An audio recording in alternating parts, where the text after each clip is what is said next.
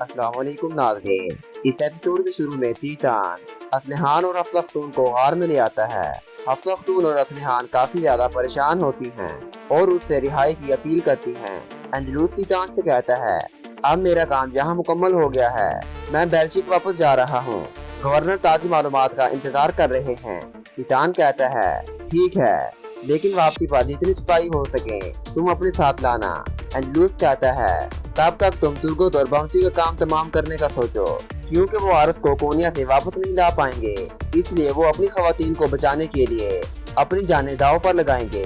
तीतान कहता है, मैं उनके सर गार के दरवाजे पर लटकाऊंगा। ये सुनकर असलहान और अफलातून आपस में कहती हैं, आरस कोनिया में है, इसकी खबर हमें नहीं, इनको कैसे है। असलहान कहती है, जरूर हमारे दरमियान कोई गद्दार मौजूद है, हमें जरूर उसका पता लगाना होगा और यहाँ से निकलने का रास्ता भी निकालना होगा।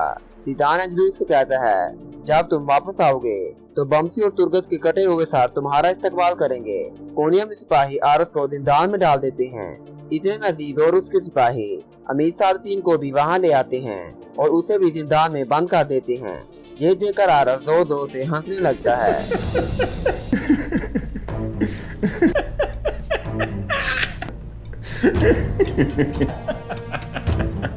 अंदर आतू नबा मापरी से कहता है, अगर आप सही वक्त पर ना आती तो सुल्तान ने सादतीन का सर उतार दिया होता। मापरी खतून कहती है, लेकिन अभी भी ये मामला खत्म नहीं हुआ, क्योंकि ये मामला अभी भी सुल्तान की नजर में है। जब फिजा धुंधली हो जाए तो शिकार का पीछा नहीं करते। सुल्तान को सुबह तक अपने ज़मीर के साथ लड़ने दो और सादतीन को भी सुबह तक अपने पास जाने के लिए दुआ करने दो। आतू नबा कहता है, फिर हम इसका फायदा उठाते हुए अपना हक इस्तेमाल करते हैं।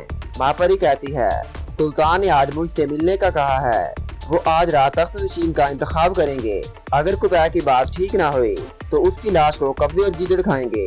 अगर सादतीन इस मामले में सच्चा साबित हुआ तो मैं सुल्तान से उसकी जान बख्शी की अपील करूंगी।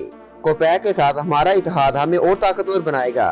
बजाय सुल्तान के तख्त नशीन का इंतखाब करने के, सुल्तान अपनी मौत के परवाने पर मोहर लगाएंगे। और जहाँ तक अरतुरुल की बात है, वो हमारी सोच से भी ज्यादा खतरनाक है। देखते हैं कि सुल्तान हमारी बातों को अहमियत देते हैं या अरतुरुल की। मजीद ये कि आज रात सुल्तान अरतुरुल से मुशावरत करेंगे।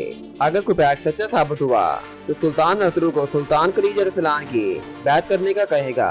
आज रात हमारी रियासत के मुस्तकबल का फैसला मेरी सुल्तान से बातचीत करने के बाद होगा। जिंदान में आरस सादतीन से कहता है, मैंने अपनी पूरी जिंदगी में तुम्हारे जैसा मकरूर इंसान नहीं देखा। सादतीन कहता है, अरतुरुल ने तुम्हें मुझे नीचा दिखाने के लिए इस्तेमाल किया है। अब देखो, हम दोनों जिंदान में हैं और वो अंदर सुल्तान से बातचीत में मसरूफ है। वो अपनी तलवार तेज कर रहा होगा ताकि जल्द तुम्हारी गर्दन उतार सके। आरस कहता है, मैंने अपना वादा पूरा किया है, तुम देख लेना, अरतुरुल साहब भी अपना वादा पूरा करेंगे और मुझे आजाद कर देंगे।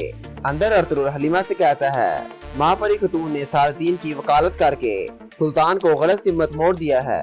महल में मौजूद तमाम गद्दारों ने गठजोड़ कर लिया है। आने वाले दिनों में मापरी खतून और शहजादा मुझसे इसका हिसाब लेंगे। जंगल में तुर्गत हफ्सा खतून और असलहान की तलाश में होता है। इतने में गौस सिपाही आकर कहता है, हमें ताक़ुब के दौरान एसिड के सिपाही की लाश मिली है। तुर्गत कहता है, अगर एसिड और उसके सिपाहियों ने तीतान का यहाँ तक पीछा किया तो इसका मतलब है वो बदमाश यहीं कहीं छुपे हुए हैं। तुम शहीद को कबीले ले जाओ और मेरे बारे में किसी को मत बताना। कोनिया में सुल्तान मापरी से कहते हैं, पता नहीं मैं जिस मुहिम पर जा रहा हूँ उससे वापस आऊंगा भी या नहीं। महल में गद्दारी के वाकयात ने मुझे बहुत परेशान कर दिया है। ये गद्दारी की रस्सी मेरा गला दबा रही है। मैंने मेरे बेटों में से एक का तख्त के लिए इंतखाब किया है। मैंने मेरे बेटे खलीज अरसलान को तख्त का वारिस बनाया है।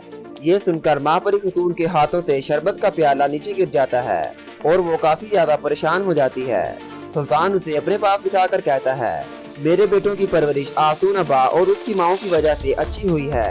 मापरी कहती है, सबसे अहम हमारी रियासत है, आपने जो फैसला किया है सबसे बेहतर है। सुल्तान कहता है, मैं इस बारे में अपने बेटे गियासुद्दीन से भी बात करूंगा।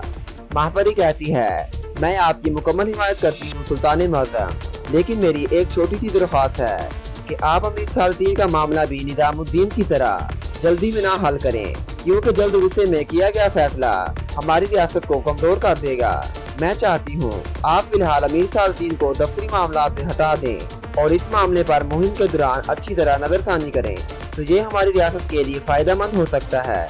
सुल्तान कहता है, कोपैक के मुतालिक फैसला करना मेरे लिए बहुत अहम है। इस बारे में तुम फिक्र न करो, मैं तुम्हारी बातों पर भी गौर व फिक्र करूँगा।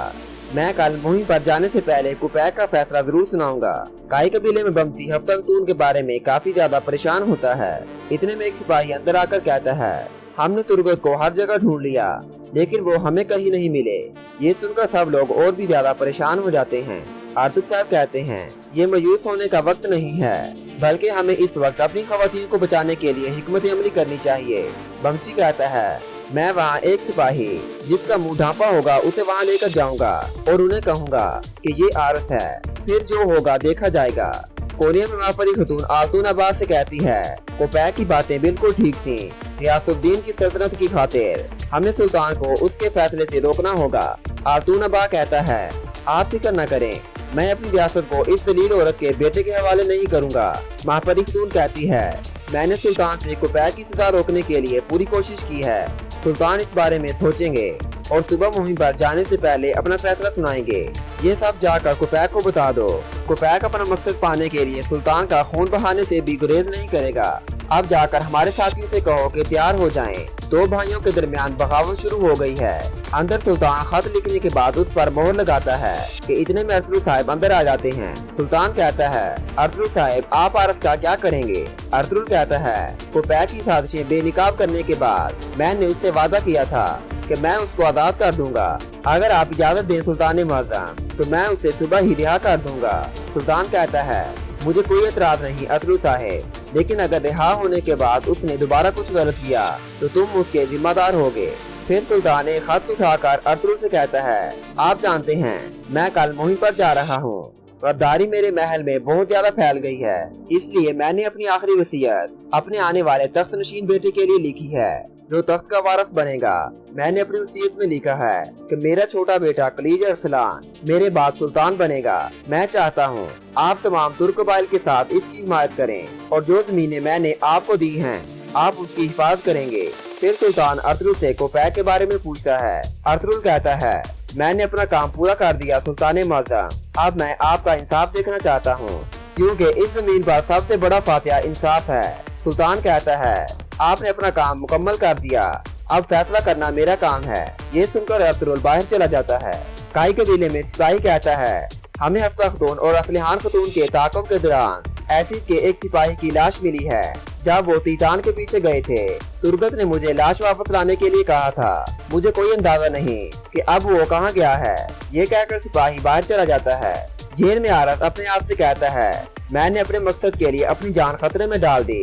हमारे अजीम मकसद के रखवाले तीतान, एंजलोस और हत्ता के शहनशाह ने भी मेरी मदद नहीं की। मैं यहाँ से रिहा होकर तुम सब से इसका हिसाब जरूर लूंगा। पता नहीं अरतुल साहब मुझे रिहा करेंगे भी या नहीं। और यहाँ पर इस एपिसोड का इख्तिताम हो जाता है।